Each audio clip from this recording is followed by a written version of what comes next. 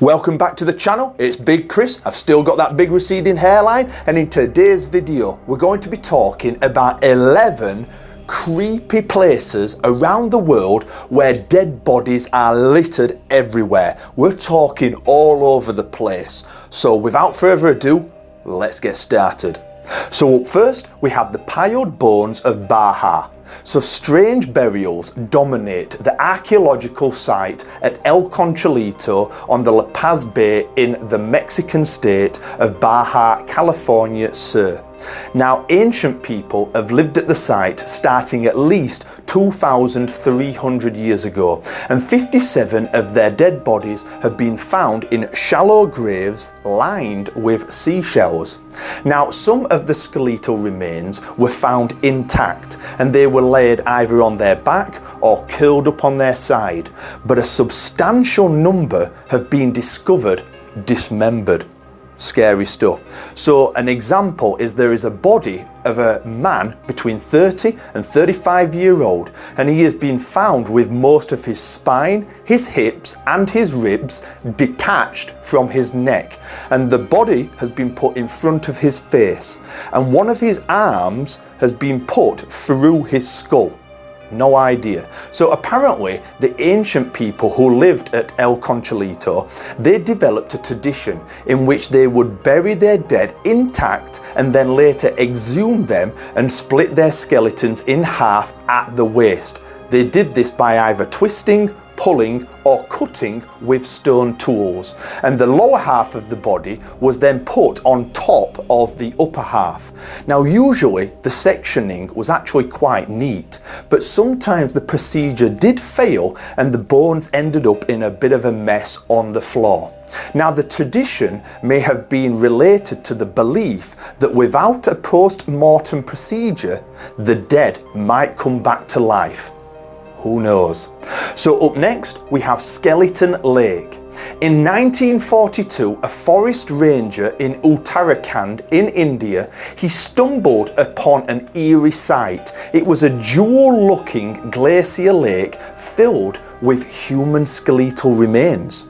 Now Rupkund Lake, it sits around 16,000 feet, or that's just over 5,000 meters above sea level in the Himalayas. It takes about 1 day's trek to reach the spot, which makes the presence of human skeletons all the more mysterious. At first, most people theorized that the dead were modern people, but in 2004, researchers, they dated the bones back to AD 850. Now strangely, death seems to have come from blows to the head and the shoulders, but the wounds, they didn't come from weapons. It was most likely that the dead bodies were a group of travelers and they were caught up in maybe a violent hailstorm where plummeting big boulders of ice, maybe something around 6 inches, might have hit their skulls and their upper bodies, causing them to die. So up next we have Mount Everest. The highest mountain on land has claimed many lives. With its cold temperatures, high elevation, the crevices and avalanches, you can easily see why Everest is one of the most dangerous places on the planet. And these same factors also make it dangerous when recovering bodies that have died on their journey up to the summit. It is estimated that around 200 bodies rest at 29,000 foot or 8.8 thousand meters at the peak. Some are out in the open along popular routes to the summit, and in fact one is dubbed Green Boots, and they were considered a sort of local landmark, easily identified by their neon climbing boots and resting on the mountain's northwest ridge. Now the body has disappeared from its spot that it has been in for almost 20 years, and this happened in 2014, as did perhaps half a dozen other along the summit stretch. It is possible that the bodies were moved or covered with stones by one of the Chinese associations that managed the north slope of the mountains. Up next we have the smoked mummies of Papua New Guinea. So the dead, they're not tucked away in the village of Koke, which is in Papua New Guinea. Here, the traditional method of dealing with the dead was to smoke the bodies over a low heat for 30 days and then lather them in a red clay. The procedure deters bacteria and decay, preserving the corpses for generations. Now the mummies were then propped on the cliff sides above the village. And in 2008, Western anthropologists even helped the local villagers restore one of the corpses. He was a chief who had died in the 1950s. Now, traditional beliefs amongst the Anja tribe, which developed these rituals, holds that the spirits, they may roam and cause trouble if their bodies aren't preserved. The living also talk to the dead and they seek their advice. Up next, we have the Paris Catacombs. Now, no discussion of human remains would be complete without a little peek into the world-famous Catacombs of Paris, where the bones of millions, yes millions, are stacked up within these tunnels. Now, officials began transferring the bones of the overcrowded city cemeteries in the 1700s, and this procedure continued all the way until 1859. Some of the victims of massacres and the guillotine during the French Revolution even got direct burials in the catacombs.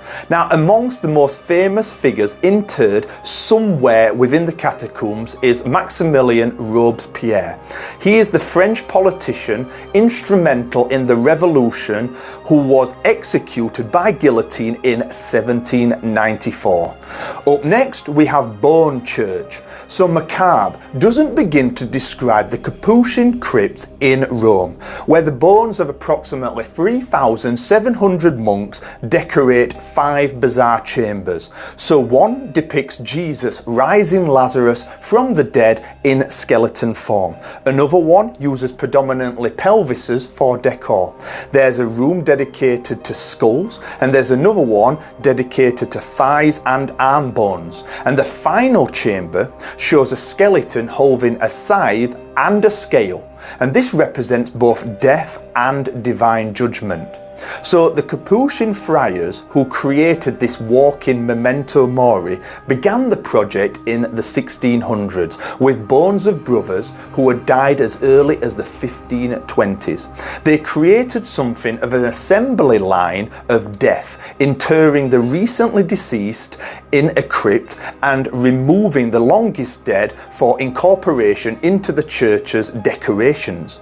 Now, the youngest bones date to as late as the 1800s. So up next, we have a macabre memorial. For sheer numbers, although the Capuchin crypt in Rome is quite full, it has nothing compared to the St. Bartholomew Church in Poland, and it's actually better known as Skull Chapel. Now, this 18th century building looks quite modest on the outside, but inside and underneath there is estimated around 24,000 dead bodies, and they come from plagues and conflicts that have happened during the 1600s. So we have the 30 Years' War, we have the First, the Second and the Third Silesian Wars, we also have local skirmishes, cholera and epidemics. Now, around 3,000 skulls and crossbones decorate the chapel, whilst the rest of the dead are interred within mass graves, and they are actually stacked upon each other in the crypt below the church. So check this one out. Cliffside Coffins. In mountainous southern China, the Bo people developed an interesting way to keep their dead out of the mouths of scavengers. They hung their coffins from the cliffs. Now, up to 400 years ago, this group, they carved coffins from single logs and placed them on rock ledges or stakes that had been pounded into vertical rock faces. The hanging coffins are mostly found in the Gongjiang region of China, but archaeologists have also discovered clusters in other parts of southern China.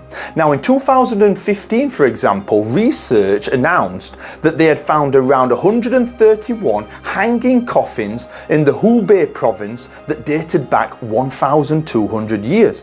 Now, little is known about the Bo people. people, but the reports filtered down through the centuries are actually a bit strange. It was the Boer custom to be toughened by wearing heavy garments in summer and thin clothing in winter. This next one is really interesting. Ancient battle zone. The bucolic Tollens river valley in northeast Germany hides the remnants of a bloody past. Bronze Age skulls occasionally turn up in the sediment of the valley. But in 1994, an amateur archaeologist discovered something surprising. It was an arm bone with a flint arrow piercing it. Since then, archaeologists have discovered more beaten up bones, including a fractured skull and weaponry such as clubs, flint points and wooden weapons that kind of look like modern day mallets.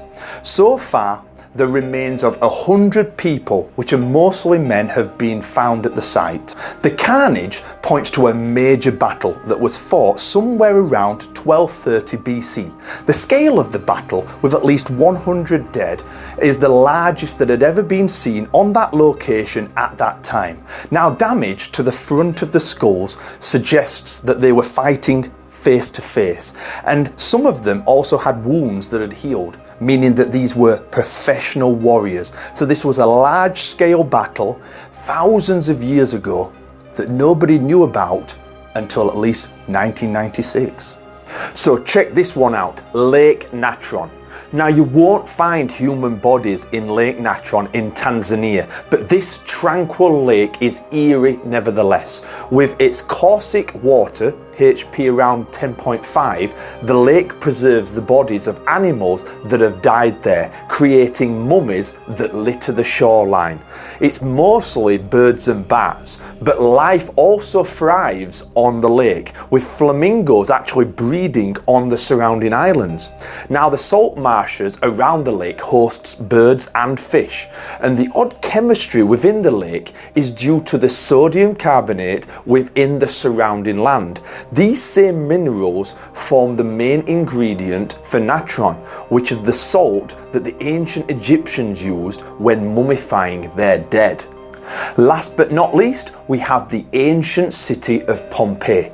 The eruption of Mount Vesuvius in AD 79 wiped out many of the inhabitants of Pompeii in a flash of heat. Their bodies were rapidly covered with 20 feet of ash, which had fallen at a rate of around 6 inches per hour. Now, after the bodies had decayed, they left bone-filled voids in the ash, and one of the earliest excavators to Pompeii is a guy known as Giuseppe Fiorelli, and he developed a technique in which they filled the voids with plaster and then excavated around them, leaving a cast of the body as they were positioned when the victim died.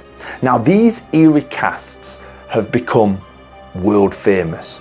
Many also contain skeletal remains which are trapped within the thick plaster that makes imaging through them very difficult. A very, very sad place. So there we are, everybody. Thank you for watching this video on 11 famous places that are littered with dead bodies. They're over here, they are everywhere. And I just want to thank you, and please like, subscribe and press that notification bell. And there's also some videos that I've done in the past if you'd like to check them out. Once again, I'm Big Chris, Big Receding Hairline, and I wish you all an amazing day.